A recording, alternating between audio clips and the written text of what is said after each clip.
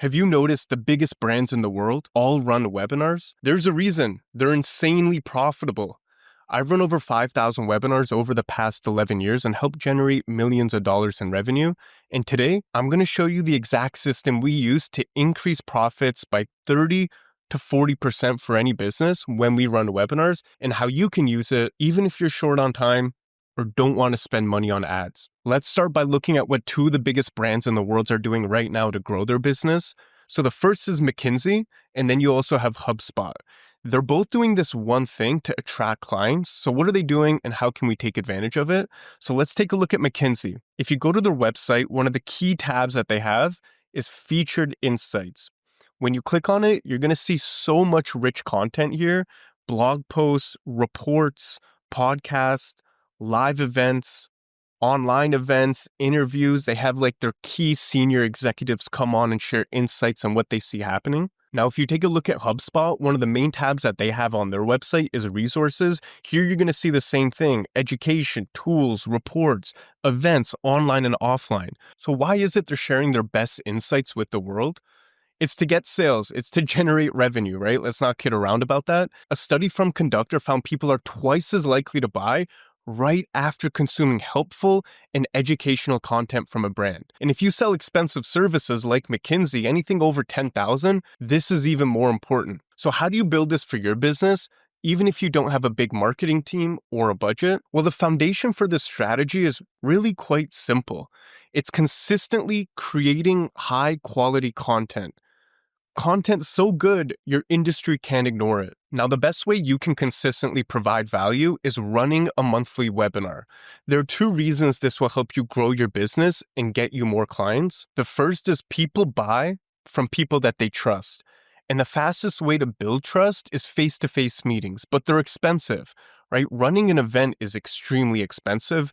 It's time-consuming. It takes up a lot of headspace, and you can only reach a few people at a time. Webinars allow you to build trust at scale. You can talk to thousands of people at once without leaving your home, without stepping on a flight. And if you do it monthly, you're consistently showing up for your audience and you're consistently building that relationship. Now, the first time you do a webinar, your trust with your audience might go from a 0 to a 1. The second time you do a webinar, it goes from a 1 to a 2. The more that you do it, the better the relationship you build, and the more likely they're going to purchase your services and your product. The second reason why running a monthly webinar works so well is you stay top of mind. Your audience isn't going to buy right away. It's not like they see an ad or watch a YouTube video and they pull out their credit card right away and they purchase. They need to be nurtured. Nurturing is this lost art when it comes to marketing. And Google did this study that you probably heard of, that your audience needs to consume 11 hours of your content before purchasing, right? So if you do one webinar, that might be 1 hour, right? And usually you're going to have to do multiple until your audience is ready to buy.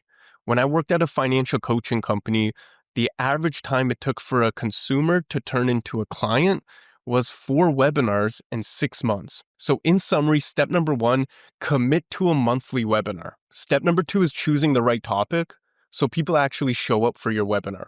One wrong decision can ruin your entire webinar strategy, and that's choosing a topic your audience doesn't resonate with. Now, how do you fix this? It's actually quite simple, and the co-founder of HubSpot summed it up perfectly. Too many companies forget that they're selling to actual people. To win today, you need to solve for humans. So what does that mean for your webinar? If you want to get sales, choose a topic that solves a problem your audience is experiencing. Here's exactly how you do that. Run a poll or a survey with one question. What's the biggest challenge you're facing right now? And create content that solves that problem. Now let's talk about how to get as many people as possible to register for your webinar. Step number 3 is creating a promotional strategy. The difference between a 7-figure and a 6-figure webinar, it's not the content, it's not the tech, it's the promotion. The best webinars copy movies, like The Dark Knight or whatever your favorite movie is. And what's wild about these movies, they spend half of their budget on promotion. Not actually creating the movie, it's on promoting it. It's the same thing with your webinar. If no one knows about it, no one's showing up. Doesn't matter how great the content is. And that's why step number 3 is so important in creating your promotional strategy. But don't worry, you don't need a big budget to run a webinar. Here are 3 simple ways to get more eyes on your webinar. Number one, create a poster.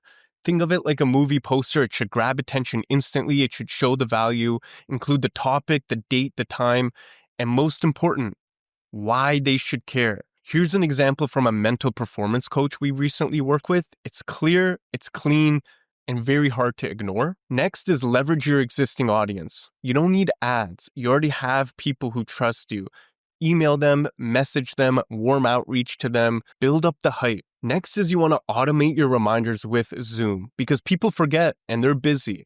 You don't want to set the reminders up yourself. It's going to hurt your email deliverability. Zoom has amazing reminder features that will automatically do it for them and it will show up in their inbox. Next, I'm going to talk about one of the greatest benefits about webinars where you could get leads for $0 and grow your email list. So step number 4 is how to get leads for $0. At a financial coaching company I worked at, we ran weekly webinars. No paid promotion, no influencer marketing. Yet every week, new people showed up to our webinars. So we started asking them, how did you hear about this webinar? And we kept hearing the same thing. A friend sent it to me. Someone mentioned it at work.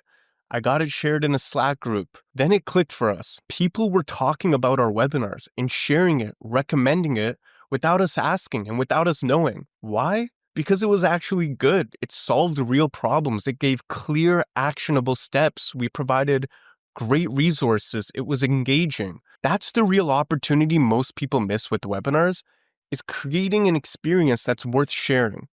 So how do you actually do that? You put in the extra effort to make a great webinar. That will help you grow your business and get you free leads. Now, if you're thinking, how do I make money from these webinars? Let's talk about it.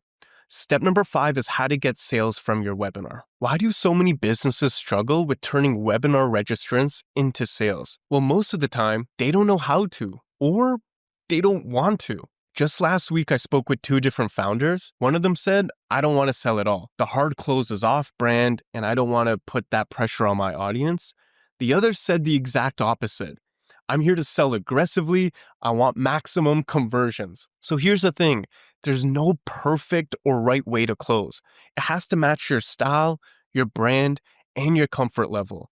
Now, let me simplify it for you. Here are 2 proven ways you could close more webinars, even if you don't want to do a hard close. But the first is a hard close. I have to talk about it. It's the best option if you want immediate revenue. And I'm sorry to say it, but that's the reality. There's really no way around it. If you want immediate returns, you need to do a hard pitch. It's going to last 30 to 60 minutes. Now, if you don't want to do that, you could do a soft close. This is only 5 to 10 minutes, and you're not going to see a massive immediate return, but you will see long-term results if you set it up properly. I just want you to be prepared for that. This close works best when you clearly explain your services and the benefits, and you offer people a free strategy call to learn more about it. You can still make a lot of money doing these soft closes, but you need to understand this next principle. Webinars are a long-term strategy. It's like going to the gym. You don't get in shape from one workout. It's about consistency. Most of your webinar sales are going to happen months, sometimes even years after people attend. Businesses winning with webinars show up consistently month after month. Look at McKinsey. They run webinars every single month. Now, once you've finished your webinar, here's how to get more out of it, which is the next point, getting year-round sales. Once you've delivered a great webinar, you can use that recording on your website to attract and convert new leads all year long. Check out this page from Neil Patel and how he structures it. When you click on the webinar, you can watch it, you could book a call. It's really well designed. So if you enjoyed this and you want 17 more webinar lessons, watch this video here.